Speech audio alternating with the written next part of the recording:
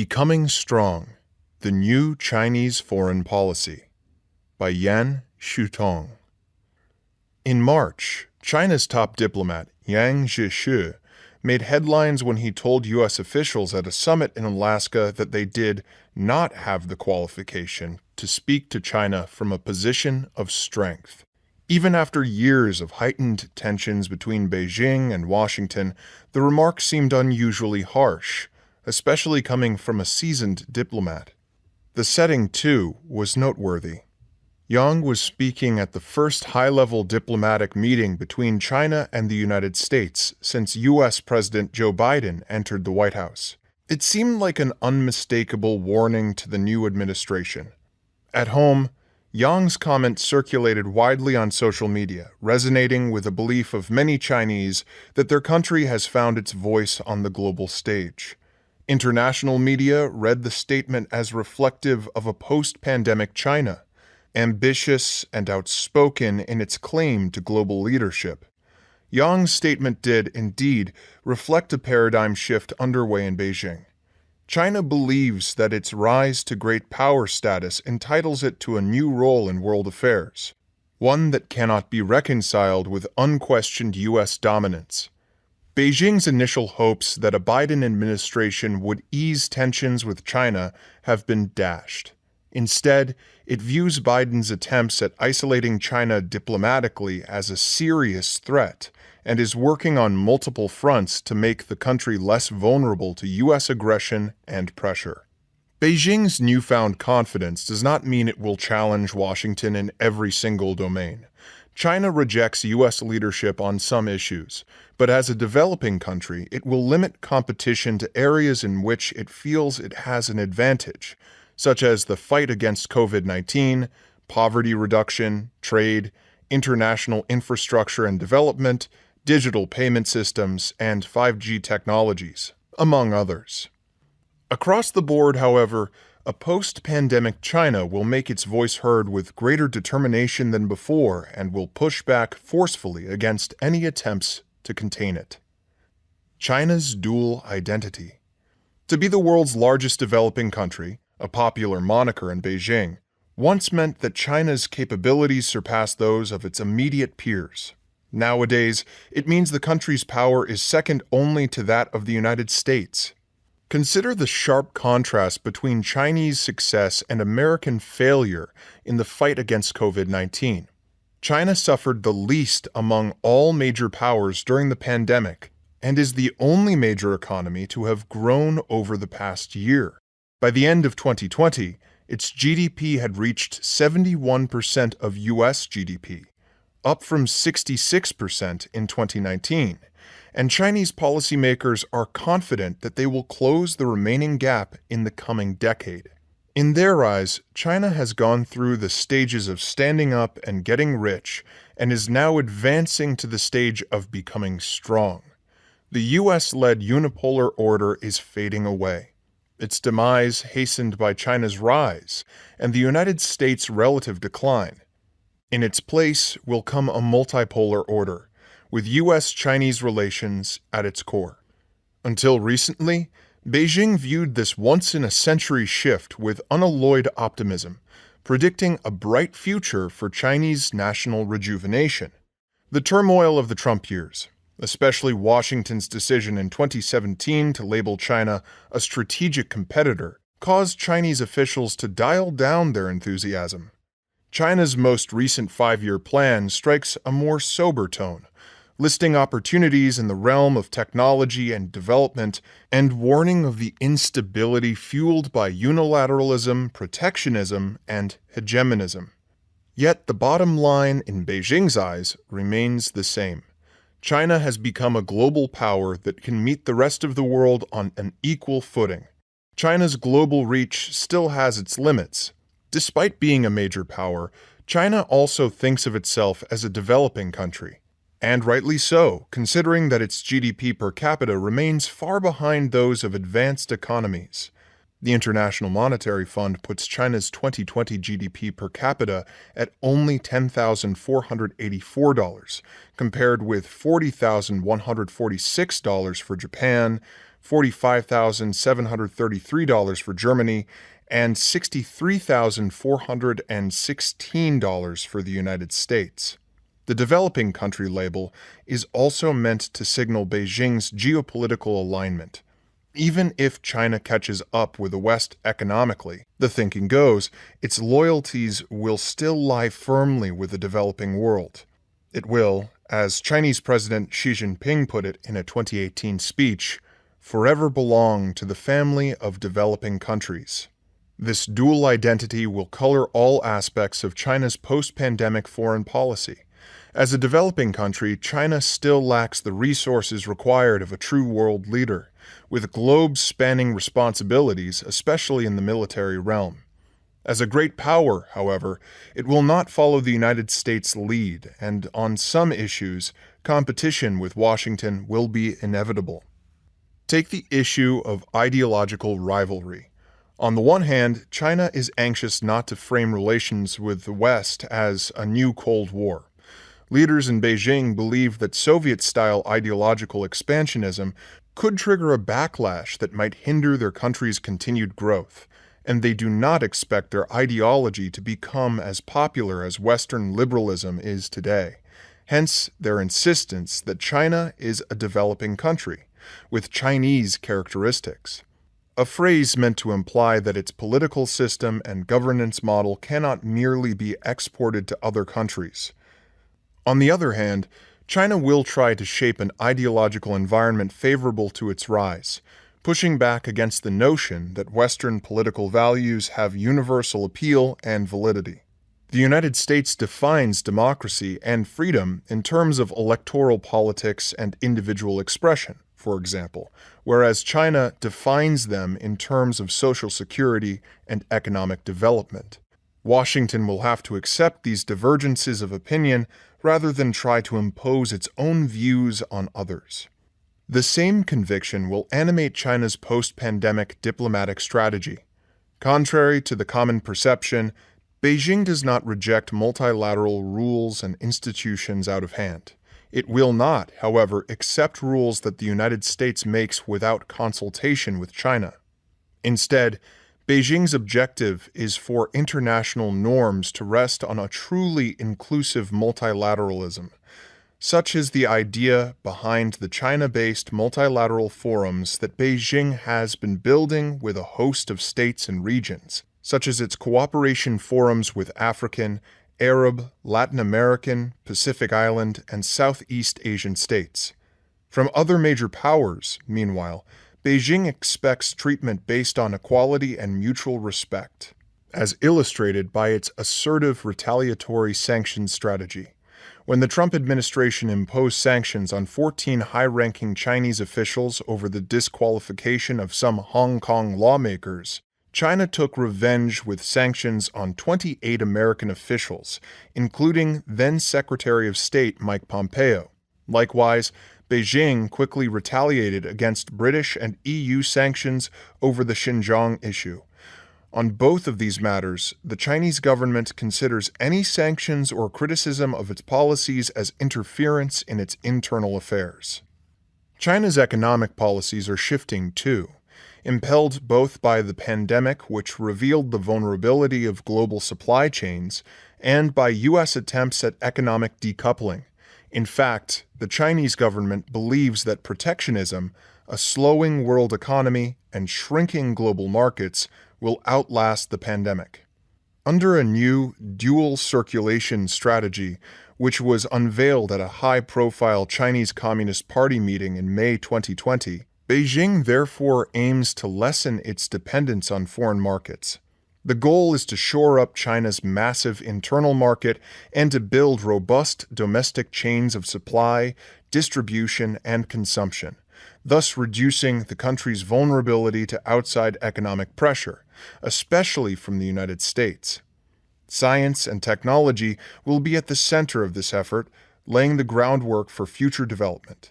The resulting domestic boom, it is hoped, will in turn improve economic relations with other states and aid the recovery of the world economy. Beijing will also seek to reduce its exposure to U.S. financial sanctions. including by promoting the use of the renminbi in foreign trade and investment. Last year, it started trials of a digital currency in a handful of large cities, an innovation that could one day allow China and its business partners to conduct international transactions outside SWIFT, the financial messaging system, which is under de facto U.S. control and a major source of American geopolitical leverage. China will, of course, not turn inward altogether. The Belt and Road Initiative, Beijing's massive global infrastructure campaign, will continue, although progress has been slow during the pandemic. Since the dual circulation strategy enshrines the domestic market and not global linkages as Beijing's primary political focus, the BRI's projects will henceforth be based more on market demand than on political considerations. China will also continue to seek technological cooperation with other countries, provided they can resist U.S. pressure to decouple from China on this front. China's military strategy, by contrast, will remain largely unchanged in the post-pandemic world. Beijing seeks to turn the People's Liberation Army into a world-class fighting force, ready for war at any moment, emphasizing quality over quantity, cyber capabilities over conventional prowess, and artificial intelligence-based weapon systems over individual combat skills. Yet the PLA's mission will remain one of deterrence, not expansion. China's 2021 military budget, albeit larger than that of other major powers, is less than a third of what the United States spends on defense. On top of this budget disparity, China's military lacks experience.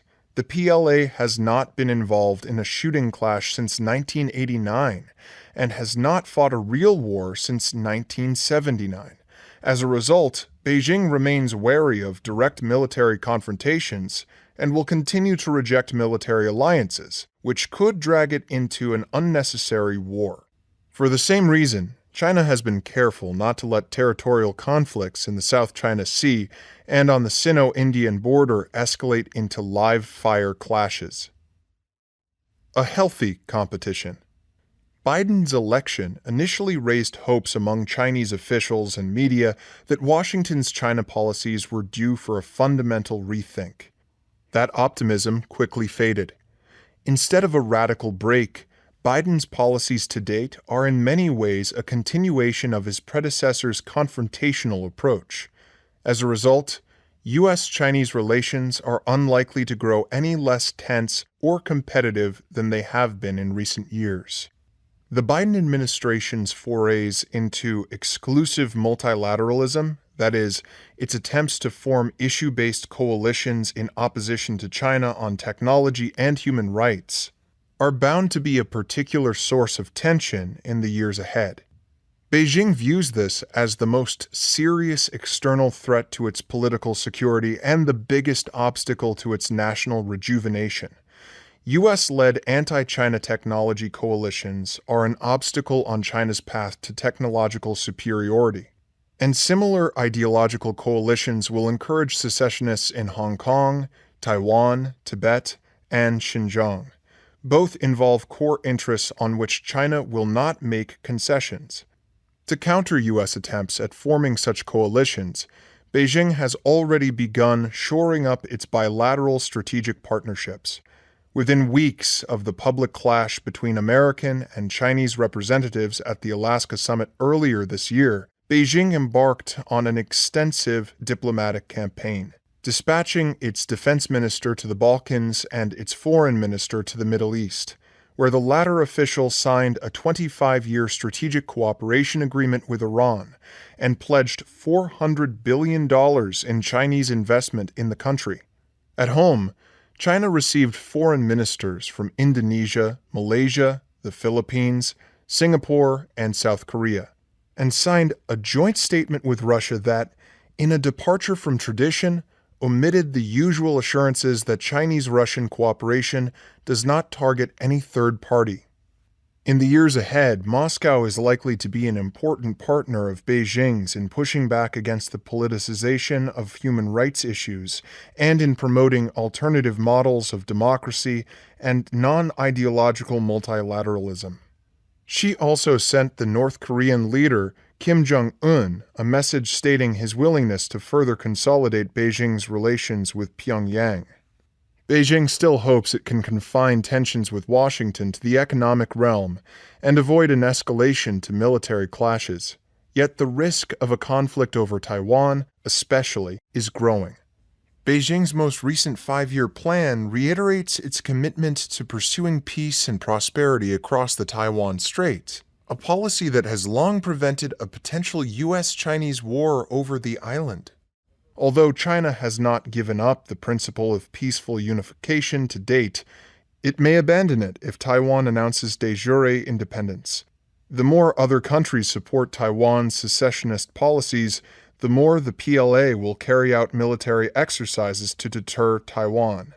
In the meantime, Beijing hopes to reach a tacit understanding with Washington that maintaining peace in the Taiwan Strait is a shared interest. This is not to suggest that cooperation with Washington is out of the question.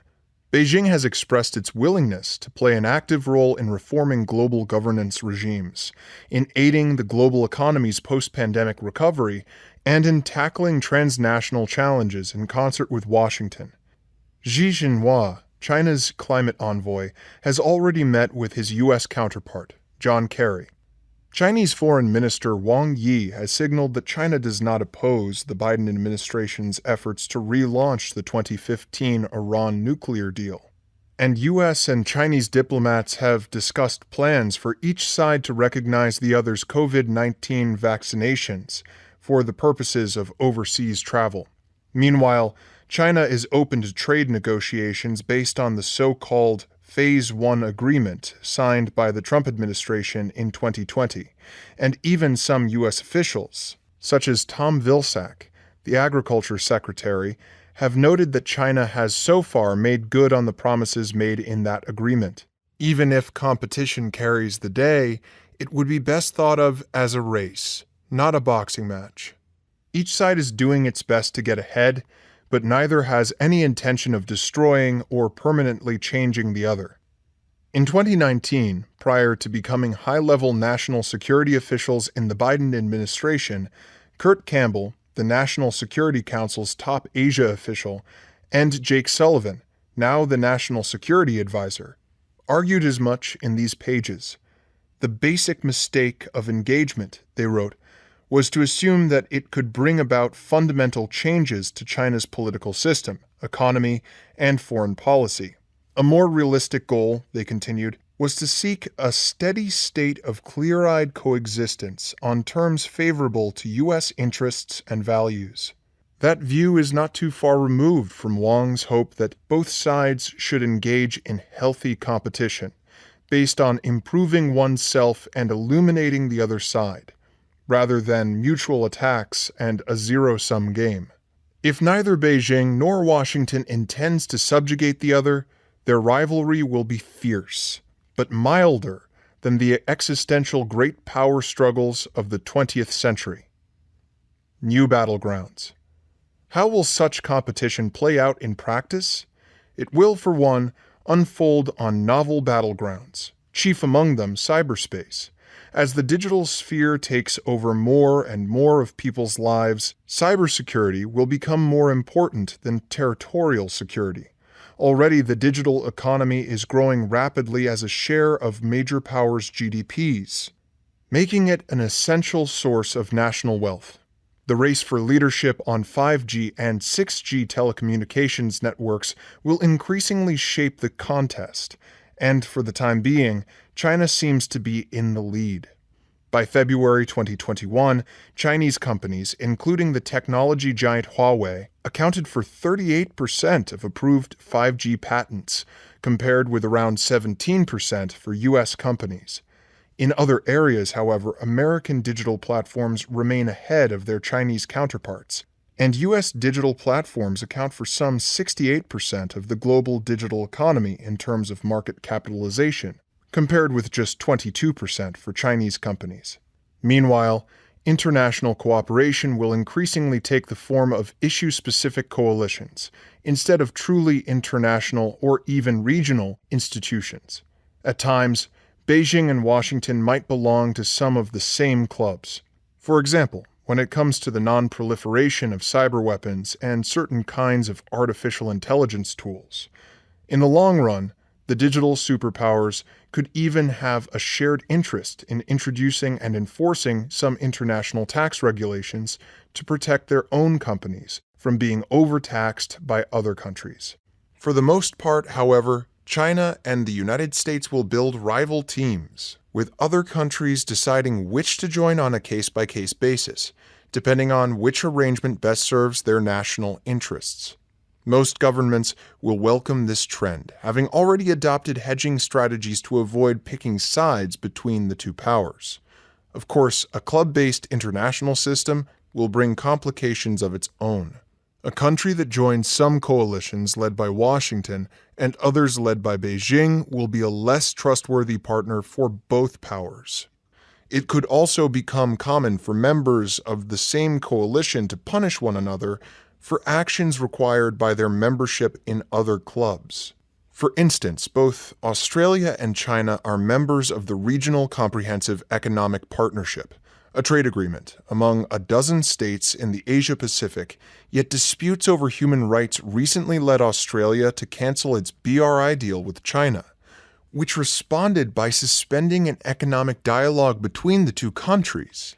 Likewise, Eastern European states have often told Chinese diplomats that their membership in the EU forces them to side against China on political matters. The same countries, however, cooperate with China on infrastructure investment and technology, at the risk of violating EU regulations, citing their participation in the cooperation between China and Central and Eastern European countries, a diplomatic forum in the region initiated by China. Such conflicts are likely to heighten political instability and accelerate the trend toward deglobalization in the decade ahead, but they are preferable to a world split into rigid geopolitical blocs. As long as individual states remain members of clubs on both sides of the divide, it will not be in their interest to throw in their lot with one side only. This bipolar configuration will cause some tension, but on the whole, it will be far less dangerous than all-out Cold War-style competition. China's post-pandemic foreign policy is just beginning to take shape. Beijing has always adjusted its policies to shifting domestic and foreign circumstances, following Deng Xiaoping's approach of crossing the river by feeling the stones. The coming era will be no different. Achievements and failures will inform China's path and choices. The backdrop to these adjustments, however, will be a radically altered global landscape, in which unilateral decisions by Washington and the various alliances and issue-specific coalitions it leads will no longer be as viable as they once were. As many states prepare for a return to life after the pandemic, they should come to terms with this new reality.